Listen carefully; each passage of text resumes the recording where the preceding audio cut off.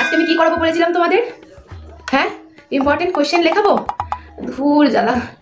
শোনো, important question লিখতে লাগবে না। এই যে বই নাও, তোমরা এক একটা বেঞ্চ করে রিডিং পড়ো, ঠিক আছে? পর আমি বসে রয়েছি, যেটা যেটা দরকার ওটা একটা আন্ডারলাইন করতে বলবো। ওইগুলোই ইম্পর্টেন্ট। হ্যাঁ, ওগুলো থেকেই পরীক্ষা আসবে। এই নাও, এক এক করে রিডিং পড়ো। হ্যাঁ, পড়ো। ম্যাম এই লাইনটাও আন্ডারলাইন করো, ওটা আন্ডারলাইন করো। দেখ ম্যাম ঘুমাচ্ছে। হ্যাঁ ঠিকই বলেছিস ম্যাম, মানে লাইনটা ঘুমায় না। এই কথা বলছো কেন? তোমাদের আমি পড়তে বলেছি।